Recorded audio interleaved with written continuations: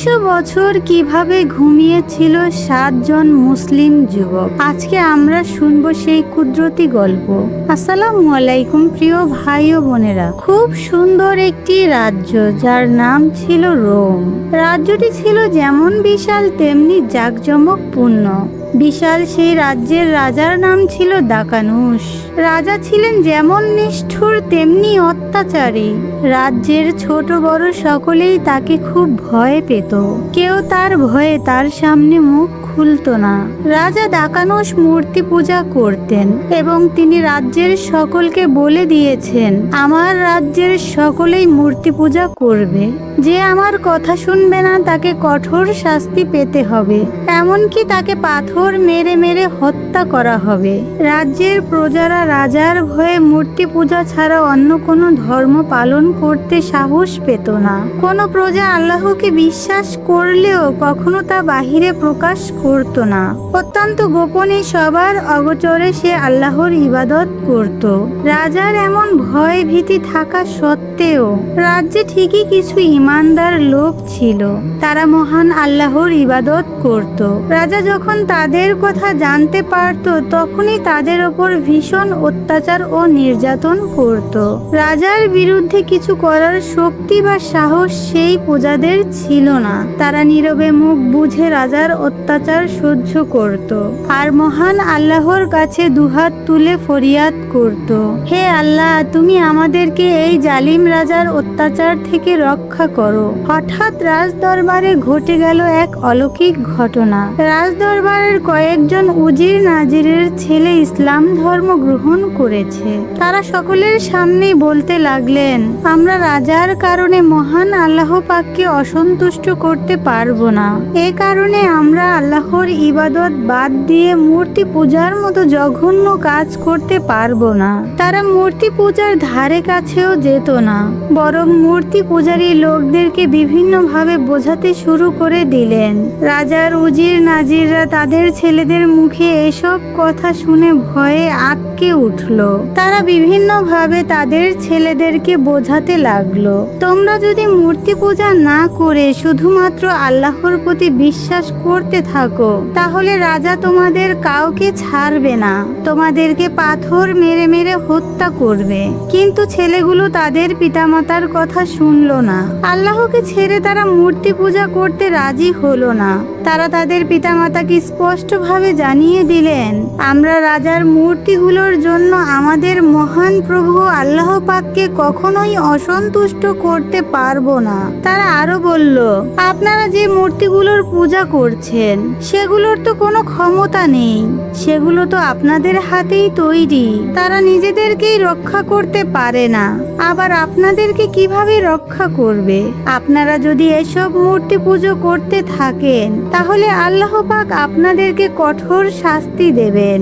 আপনারা দুনিয়াতেও ধ্বংস হবেন এবং আখিরাতেও আপনাদের জন্য রয়েছে চরম শাস্তি। এদিকে রাজ্যে এই যুবকদের কথা জানাজানি হতে বেশি সময় লাগলো না। তারা মূর্তি পূজা করতে অস্বীকার করেছে, একমাত্র আল্লাহর ইবাদতে দিন কাটাচ্ছে, সেই সাথে মানুষকেও ইসলামের দাওয়াত দিচ্ছে। একদিন রাজার কানেও এসব কথা পৌঁছে গেল। রাজা তাদের কথা শুনে রাগে জ্বলে উঠল। আমার রাজ্যে মূর্তি পুজো ছেড়ে অন্য কোনো ধর্ম পালন করবে তা সে মোটেও সহ্য করবে না। রাজা যুবকদেরকে তার রাজদরবারে ডাকলেন। সত্য পথের যুবকরা রাজার হুকুম শুনে মোটেও ভয় পেল না। তারা বীরের বেশে রাজদরবারে এসে হাজির হলো। রাজা সরাসরি তাদেরকে বলল, তোমরা যদি মূর্তি পুজো করতে রাজি না হও এবং আল্লাহর একত্ববাদে বিশ্বাসী থাকো তাহলে আমি তোমাদেরকে হত্যা করব। রাজার কথায় তারা শান্তভাবে জবাব দিলেন, আপনার যা ইচ্ছে তাই করেন, আমরা সেই মহান আল্লাহ পাকের প্রতি বিশ্বাস করেছি। তিনি সমস্ত আসমান জমিন সৃষ্টি করেছেন, যিনি আমাদেরকে লালন পালন করছেন। আমরা আপনার মূর্তিগুলোর জন্য সেই মহান আল্লাহ পাকের অসন্তুষ্টি করতে পারবো না। যুবকদের মুখে এসব কথা শুনে শুধু রাজাই নয়, রাজ দরবারের যত উজির নাজির ছিল সবাই অবাক হয়ে গেল। রাজা রাগে জ্বলে উঠলেন। সে হুকুম দিল, এদের শরীর থেকে শাহী পোশাক খুলে নাও, এদের শরীরের অলংকার নিয়ে নাও। ওরা আজ থেকে শাহী মহলের কোনো সুযোগ সুবিধা পাবে না।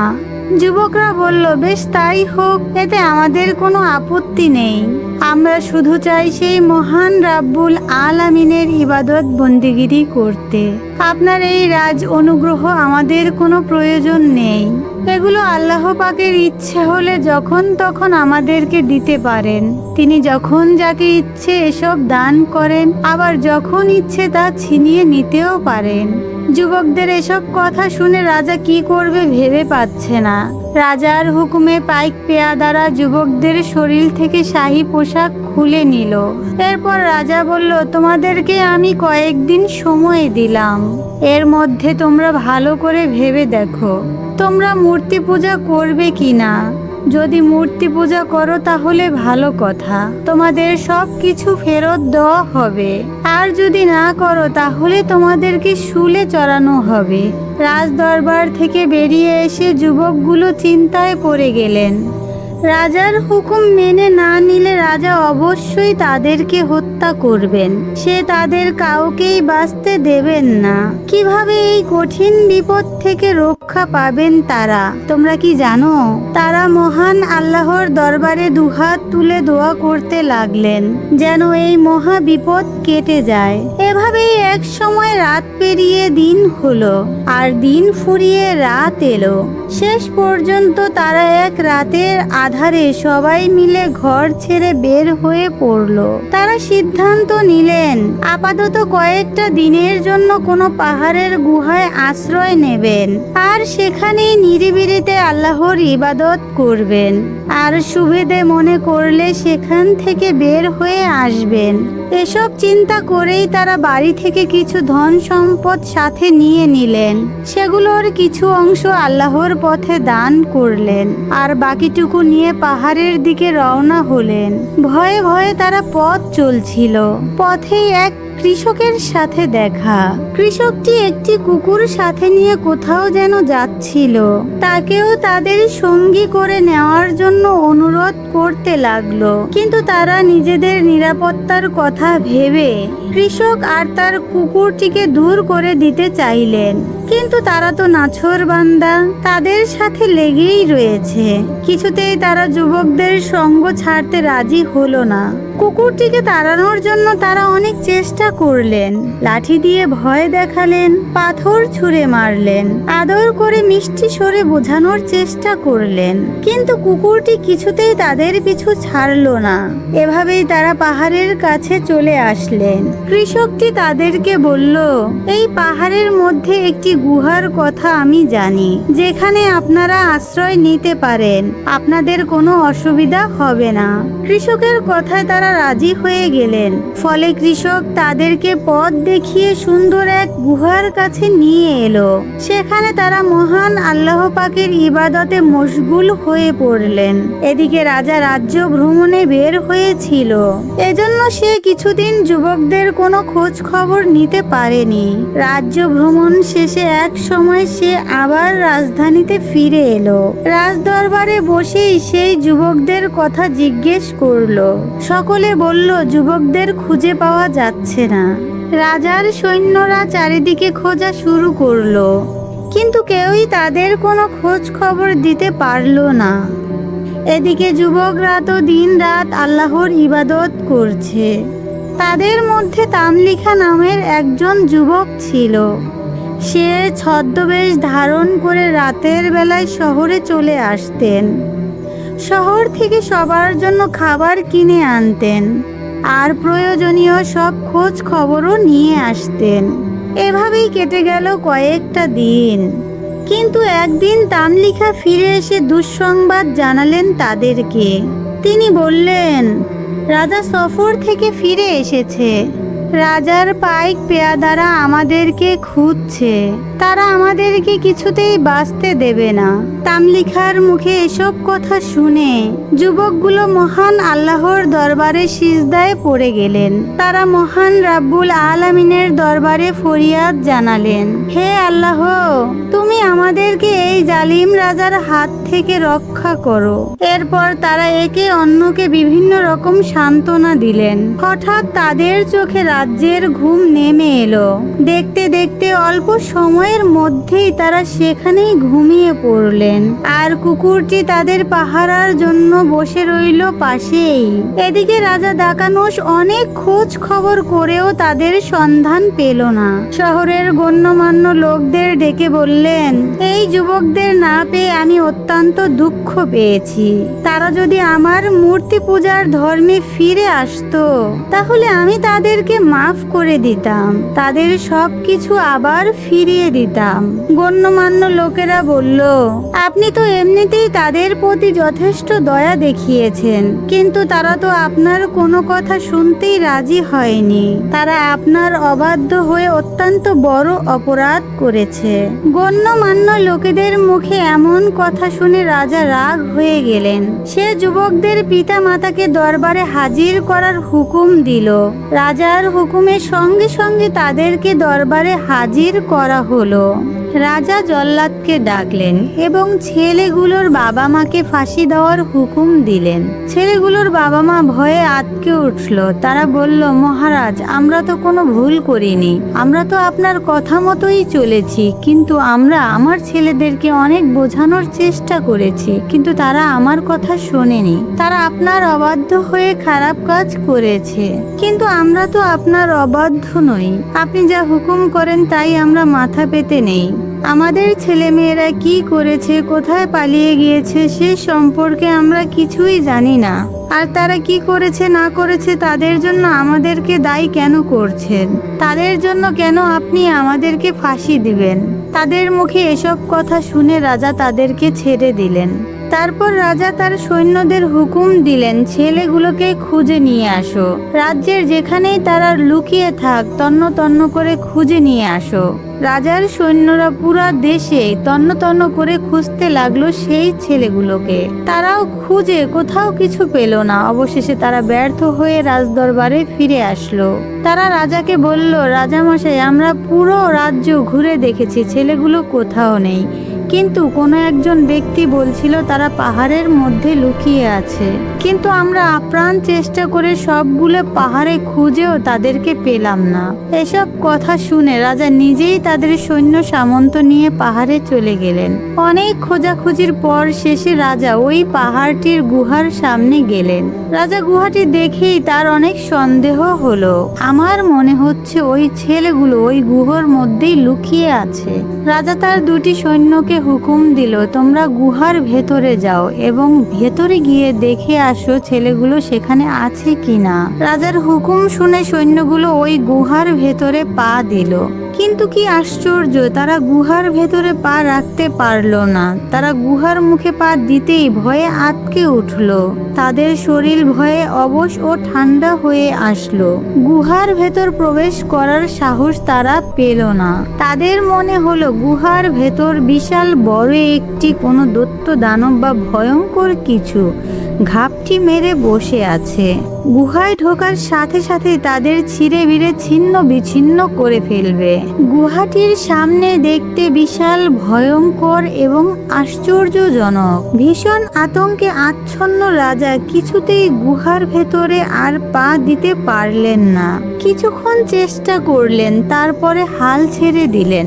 রাজা গুহার ভেতর প্রবেশ করতে না পারলে কি হবে তিনি ঠিকই বুঝে গেলেন, এই গুহার ভেতরে সেই যুবকগুলো রয়েছে। রাজা তার সৈন্যদের হুকুম দিল, এই গুহার মুখ বন্ধ করে দাও, তাহলে তারা ক্ষুধা তৃষ্ণায় এমনিতেই মারা যাবে। যেই হুকুম সেই কাজ। রাজার সৈন্যরা সাথে সাথেই কাজে লেগে গেল। অল্প সময়ের মধ্যেই তারা গুহার মুখ ইট পাথর দিয়ে ঢালাই করে দিল।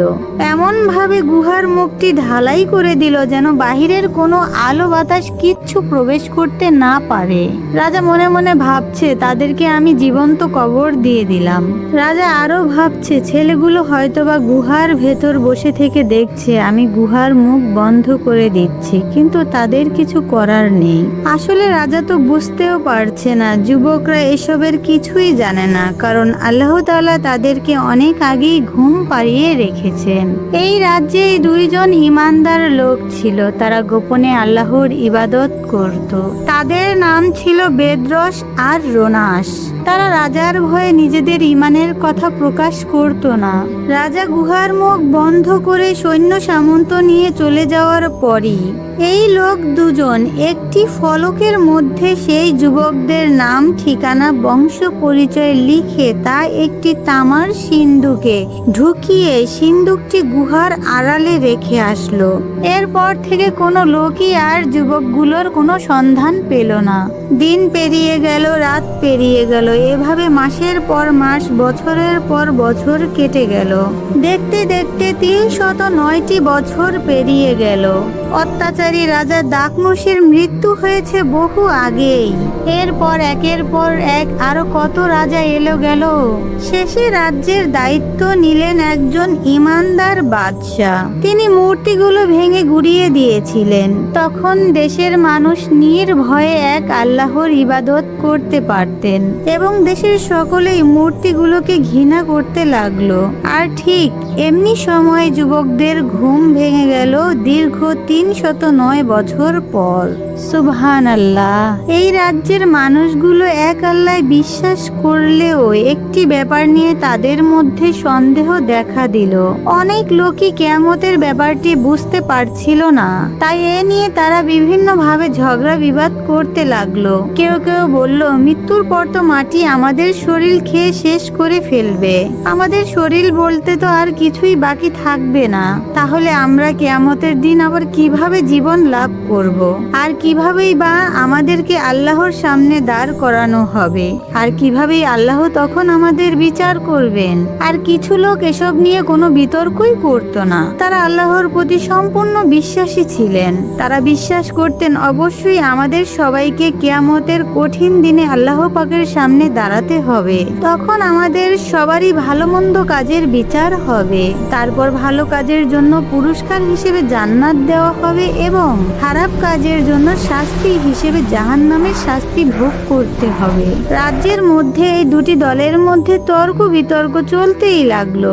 রাজা নিজেও মানুষদেরকে অনেক বোঝানোর চেষ্টা করেছিলেন কিয়ামত যে অবশ্যই সত্য এবং সেদিন প্রতিটি মানুষকে আল্লাহর সামনে হাজির হতে হবে, তাদের ভালো মন্দ কাজ সম্পর্কে জিজ্ঞাসা করা হবে, এরপর তাদেরকে পুরস্কার নয়তোবা শাস্তি দেওয়া হবে। যারা তর্ক বিতর্ক করছিলেন রাজা তাদেরকে ডেকে এসব বিষয় খুব ভালোভাবে বুঝিয়ে দেওয়ার পরও কিছু মানুষ তার কথা মেনে নিতে রাজি না। তারা কিছুতেই বাদশার কথা বোঝার চেষ্টা করছে না। তারা নিজেরা নতুন নতুন যুক্তি বুদ্ধি বের করছে। ফলে বাদশাহ নিরুপায় হয়ে রাজ দরবারের অন্দর মহলের দরজা বন্ধ করে দিলেন এবং এক আল্লাহর ধ্যানে মগ্ন হয়ে গেলেন। আল্লাহর কাছে সাহায্য চাইতে লাগলেন। সে বলল, হে আল্লাহ, আমার জাতি কিয়ামত সম্পর্কে বুঝতে না পেরে নিজেদের ধ্বংসের উপযোগী করে তুলছে। তুমি তো সবই জানো। তুমি যদি আমাদেরকে রক্ষা না করো তাহলে আমাদেরকে আর কেউ বাঁচাতে পারবে না। তুমি গায়েব থেকে এমন কিছু প্রকাশ করে দাও যেন সবাই সত্য বুঝতে পারে এবং মিথ্যা ধ্বংস হয়ে যায় এবং আমার রাজ্যের লোকেরা ধ্বংস থেকে ফিরে আসতে পারে। মহান রব্বুল আলামিন বাদশার দোয়া কবুল করলেন। ফলে তিনি সেই ঘুমন্ত যুবকদের জাগিয়ে তুললেন, যারা দীর্ঘ 309 বছর তো ঘুমিয়েছিলেনই, বাহিরের পৃথিবীর কিছুই তারা জানেন না। এর মধ্যে কত রাজা বাদশাহ এলো গেল। এখন যে মানুষ নিশ্চিন্তে এক আল্লাহর ইবাদত বন্দিগিরি করতে পারছে তাও তারা জানে না, আর তাদের কথাও রাজ্যের কেউই জানে না। লোকেরা তাদের বাপদাদার কাছ থেকে শুনতে পেয়েছিল যে বহুকাল আগে এক অত্যাচারী রাজা ছিল, যে মূর্তি পূজা করত এবং ঈমানদারদের ধরে শাস্তি দিত, এবং কয়েকজন ঈমানদার যুবককে সে পাহাড়ের ভেতর জীবন্ত কবর দিয়ে দিয়েছে, কিন্তু সেটি কোন গুহা তা তারা জানতো না। আর আল্লাহ পাক তো তাদের গুহার ওপর ভয়ের চাদর বিছিয়ে রেখেছিলেন, সেজন্য কেউ হয়তোবা সে গুহার কাছে যেতে পারত না। তার উপর আবার অত্যাচারী রাজা দাকনুস গুহার মুখ পাথর দিয়ে বন্ধ করে দিয়েছিলেন। কিন্তু ন্যায়পরায়ণ বাদশাহ আল্লাহর দরবারে ফরিয়াদ করলেন। তার রাজ্যের লোকেরা কিয়ামত সম্পর্কে বিশ্বাস করছে না, কাজেই আল্লাহ পাক যেন মেহেরবানি করে এমন একটা উদাহরণ তাদের সামনে হাজির করেন যা দেখে তাদের মনের সন্দেহ দূর হয়ে যাবে, আর কিয়ামতের দিন মানুষ পুনরায় জীবন লাভ করার ব্যাপারে কোনো সন্দেহ থাকবে না। তখন আল্লাহ পাক বাদশার দোয়া কবুল করলেন। রাজ্যে আলিয়াস নামে একজন লোক বাস করত। তার অনেকগুলো ছাগল ছিল। শেষ পর্যন্ত তার এত বেশি ছাগল হয়ে গেল যে তার ছোট খামারে ছাগলগুলোর জায়গা হচ্ছিল না। সে খুব মুশকিলে পড়ে গেল। এমন সময় আল্লাহ পাক তার মনের ভিতর একটি চিন্তা ঢুকিয়ে দিলেন। পাহাড়ের মধ্যে বড় একটি খামার তৈরি করতে পারলে তার ছাগলের সমস্যা মিটে যাবে। সেই লোকটি জায়গা খুঁজতে খুঁজতে সেই গুহার মুখের কাছে এসে খামারের জন্য জায়গাটি পছন্দ করে ফেলল। তার পছন্দ অনুযায়ী সে সেই জায়গাটি পরিষ্কার পরিচ্ছন্ন করতে লাগলো এবং সে গুহার মুখের পাথরটি ভেঙে ফেলল। তারপর সে সেই জায়গাটি ছেড়ে চলে গেল। গুহার মুখের পাথর ভেঙে ফেলার পর যখন লোকটি চলে গেল, ঠিক তখনই ছেলেগুলোর ঘুম ভেঙে গেল। ঘুম ভাঙার পরেই প্রথমে তারা নামাজ আদায় করলেন। নামাজের শেষে তারা বুঝতে পারলেন তাদের অনেক ক্ষুধা লেগেছে। তারা তামলিখাকে বললেন, শহরে গিয়ে আমাদের জন্য কিছু খাবার নিয়ে আসো, আর রাজা দাকনুসের সম্পর্কে আশেপাশে একটু খোঁজ খবর নিয়ে এসো। তামলিখা বলল, গতকাল আমি শহরে গিয়েছিলাম, পরিস্থিতি খুবই খারাপ। জালিম বাদশা যদি আমাদের খবর পান তাহলে আমাদেরকে জোর করে মূর্তি পূজা করতে বাধ্য করবে, আর আমরা যদি তা না করি তাহলে আমাদেরকে হত্যা করবে। তখন মেকসাল মিনা নামে একজন যুবক বললেন, আমার প্রিয় ভাইয়েরা, তোমরা জানো না যে একদিন আমাদের সবাইকে আমাদের প্রতিপালক আল্লাহ পাকের সামনে হাজির হতে হবে। কাজেই আমরা আল্লাহর দুশ্মনের কথায় কুফর আর শিরক করব না। তুমি শহরে যাও, দেখো রাজা আমাদের সম্পর্কে কি সিদ্ধান্ত নিয়েছেন। খুব সাবধানে শহরে যাবে এবং আমাদের জন্য খাবার কিনে নিয়ে তাড়াতাড়ি ফিরে আসবে, কারণ আমরা সবাই খুব ক্ষুধার্ত। এদিকে কুকুরটিও কিন্তু তাদের সাথে এতদিন ঘুমিয়েছিল। সেদিন ঘুম ভাঙার পর স্থির হয়ে বসে রইল গুহার মুখের কাছে। কোনো দিক থেকে বিপদ আপদ এলে সে যেন সতর্ক করে দিতে পারে সবাইকে। 309 বছর যে তারা ঘুমিয়ে কাটিয়ে দিয়েছে তা যুবকগুলো এবং কুকুরটি কেউই বুঝতে পারল না। তামলিখা পোশাক বদলে নিয়ে শ্রমিকদের ময়লা পোশাক পরে নিলেন। এরপর ছদ্মবেশ ধরে রওনা হলেন শহরের পথে। কিন্তু পথ চলতে চলতে তিনি আশ্চর্য হয়ে গেলেন। মনে হচ্ছে চারিদিকের কিছুই তিনি চিনতে পারছেন না। সবকিছুই তার কাছে কেমন যেন অচেনা লাগছে। এভাবে চলতে চলতে তিনি শহরে একটি রুটির দোকানে হাজির হলেন। পকেট থেকে কিছু পয়সা বের করে রুটিওয়ালাকে দিলেন রুটি কেনার জন্য। কিন্তু রুটিওয়ালা পয়সাগুলো দেখে অত্যন্ত আশ্চর্য হয়ে গেলেন। সে অবাক হয়ে তামলিখার দিকে তাকিয়ে রইল। তারপর সে পয়সাগুলো নিয়ে আশেপাশের দোকানে দেখাতে লাগলো আর বলতে লাগলো, এটি তো সেই বহু যুগ আগে দাকনুস রাজার আমলের পয়সা। এগুলো তো কবেই আমাদের মাঝ থেকে হারিয়ে গেছে। নিশ্চয়ই এই লোকটি মাটির নিচে গুপ্তধন খুঁজে পেয়েছে, আর তা না হলে এই পয়সাগুলো তার কাছে কিভাবে এলো? দোকানদার এই কথাগুলো ফিস ফিস করে অন্য দোকানদারের সাথে বলতে লাগলো। বহু লোক জড়ো হয়ে গেল রুটির দোকানের সামনে, আর তামলিখা তাদের এসব অবস্থা দেখে বহু ভয় পেয়ে গেল। তার শরীর ভয়ে কাঁপতে লাগলো। তিনি ভাবলেন, এরা নিশ্চিত আমাকে ধরার জন্য এমন করছে। তারা জালিম বাদশাহ দাকনুসের কাছে আমাকে ধরিয়ে দিবেন। কিন্তু তার মনে কিছুটা আশাও ছিল। আমার বাবা আর ভাই তো এই শহরেই থাকেন। আমার বাবা ভাই যদি আমার সমস্যার কথা জানেন তাহলে তারা অবশ্যই আমাকে মুক্ত করার চেষ্টা করবেন। কিন্তু অনেক সময় কেটে যাওয়ার পরও কেউ আসলো না। এরপর শহরবাসী তাকে ধরে নিয়ে গেল, দুজন রাজকর্মচারীর কাছে দিয়ে দিল। এই রাজকর্মচারীগুলো অত্যন্ত ফরেজগার এবং ন্যায়পরায়ণ ছিল। তারা তামলিখাকে জিজ্ঞেস করলেন, তুমি কোথা থেকে এসেছো আর কিভাবে এই পয়সাগুলো পেলে? তোমার বাড়ি ঘর কোথায়? এমন অনেক প্রশ্ন করলো। তারা তামলিখাকে আশ্বাস দিল, তুমি যদি সত্য কথা বলো তাহলে তোমার কোনো ভয় নেই, তুমি নির্ভয়ে সব কথা বলতে পারো। তামলিখা প্রথমে ভেবেছিল তারা তাকে সেই জালিম বাদশাহ দাকানুসের কাছে নিয়ে যেতে চায়। রাজা তাকে ধরতে পারলে তো ভীষণ অত্যাচার করবে, তারপর তাকে মূর্তি পূজা করতে বাধ্য করবে। তাই সে ভয়ে কাঁদতে কাঁদতে বলতে লাগলো, তোমরা আমাকে রাজা দাকানুসের হাতে তুলে দিও না। রাজকর্মচারী তাকে দেখে আশ্চর্য হলেন এবং বললেন, রাজা দাকানুস তো বহু বছর আগেই মারা গিয়েছে। সে তো আজ থেকে 250-300 বছর আগে মারা গিয়েছে। এখন যিনি রাজ্য শাসন করছেন তিনি এক মুসলিম বাদশাহ। তামলিখা এসব কথা শুনে অবাক হয়ে বললেন, আপনারা এসব কি বলছেন? আমরা তো তার ভয়ে আজ কিছুদিন হলো পাহাড়ের গুহায় লুকিয়ে আছি, সেখানেই আমরা ঘুমিয়ে পড়েছিলাম। আমাদের ঘুম ভাঙতেই আমি শহরে আসলাম খাবার কেনার জন্য। তার জবাব শুনে রাজকর্মচারী বুঝতে পারলেন এই লোকটিকে বাদশার কাছে নিয়ে যাওয়া প্রয়োজন। তাই তারা তাকে নিয়ে বাদশার কাছে গেলেন।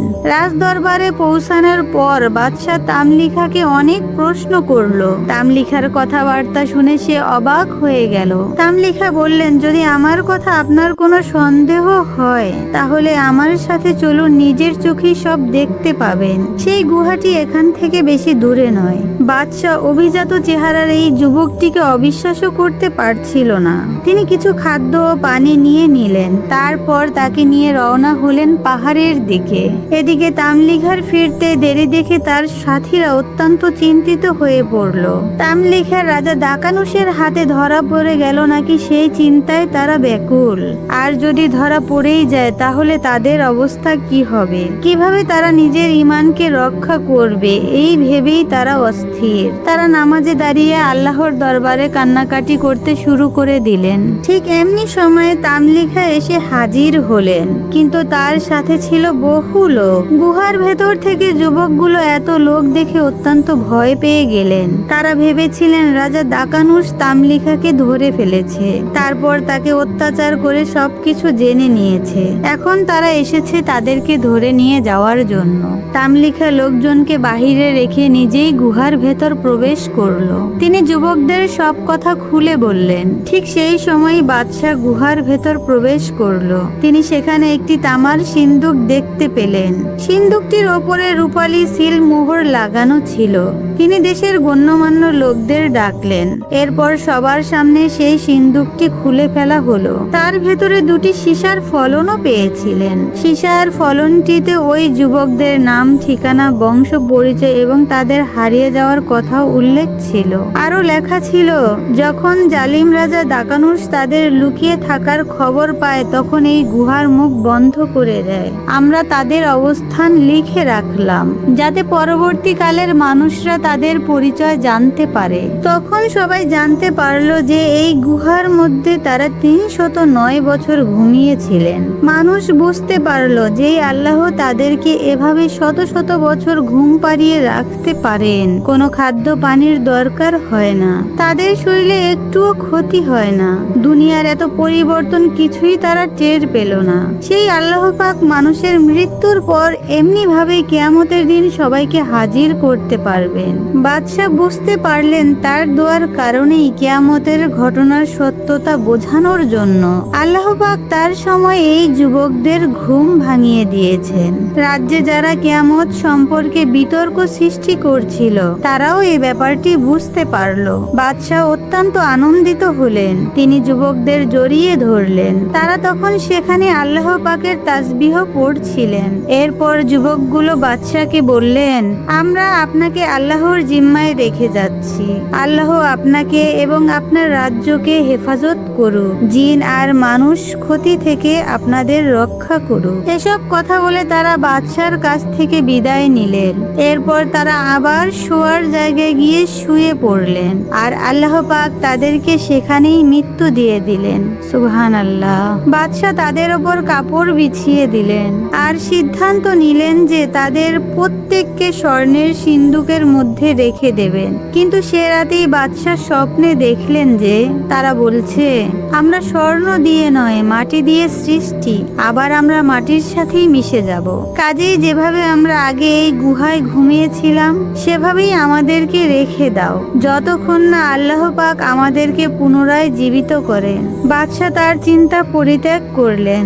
বাদশাহ গুহা ছেড়ে বের হয়ে আসার পর আর কখনো ওই গুহায় প্রবেশ করেননি। আল্লাহ পাক আবার সেই গুহায় ভয়ের চাদর বিছিয়ে দিয়েছিলেন, ফলে আর কারো পক্ষেই সেই গুহায় যাওয়া সম্ভব হচ্ছিল না। এরপর বাদশাহ গুহার মুখে একটি মসজিদ তৈরি করে দিলেন। এদিকে সেই কুকুরটি এতক্ষণ চুপচাপ এসব দেখছিল। যুবকরা যখন আবার ঘুমিয়ে পড়ল তখন সেও নিজের জায়গায় গিয়ে শুয়ে পড়ল এবং তাদের সাথে সাথে তারও মৃত্যু হয়ে গেল। সে এই যুবককে ছেড়ে কোথাও যেতে চায়নি, মৃত্যু পর্যন্ত তাদের সাথী হয়েছিল। আল্লাহ পাক কুকুরটির ওপর অনেক খুশি হলেন। মহান সাধক শেখ সাদি রাদিয়াল্লাহু বলেন, এই কুকুরটিকে মহান আল্লাহ পাক রাব্বুল আলামিন সুন্দর একটি যুবক বানিয়ে জান্নাতে প্রবেশ করাবেন। সেও অন্য এক জান্নাতীর সাথী হবে। সুবহানাল্লাহ। আল্লাহ সর্বশক্তিশালী।